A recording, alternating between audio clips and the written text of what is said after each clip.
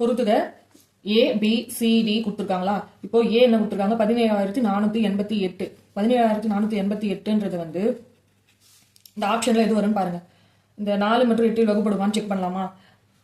இப்போ இந்த நம்பர் வந்து 4ஆல வகுப்படணும்னா லாஸ்ட் 2 டிஜிட் இருக்குல்ல 48. அது 48 வந்து 4ஆல டிவைட் ஆச்சுன்னா அப்போ இந்த நம்பர் 4ஆல டிவைட் ஆகும். அப்போ 48 டிவைடட் 4 நமக்கு என்ன கிடைக்கும் 12.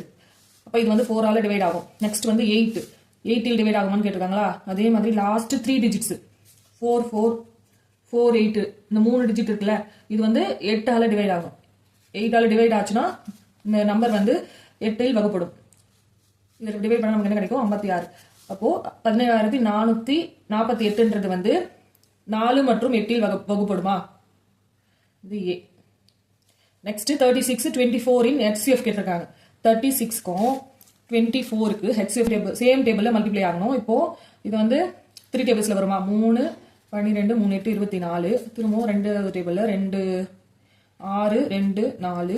திரும்பவும் ரெண்டாவது டேபிள்ல 2 3 6 2 2. 3 2வும் சேம் டேபிள் வருமா டிவைட் ஆகாது. அப்போ ஹெச்சிஎஃப் வந்து 3 2 6 6 2 12. ஹெச்சிஎஃப் வந்து 12. இது அப்போ இதுக்கு வந்து பிக்கு வந்து 12. நெக்ஸ்ட் வந்து 36 24 மீசிமா எல்சிஎம் கேட்டிருக்காங்க. எல்சிஎம்னா இது மொத்தம் மல்டிப்ளை பண்ணா நமக்கு எல்சிஎம் கிடைச்சிருமா. அப்போ எல்சிஎம் ஈக்குவல் டு 3 2 6 6 2 12 12 24 24 இன்ட்டு 3 72. அப்போ எல்சிஎம் 72. இது வந்து சிக்கான ஆன்சர் சி. நெக்ஸ்ட் வந்து 58 மற்றும் 69 ஆகியவை. இப்போ 58 69ன்றது வந்து அடுத்தடுத்த நம்பரா.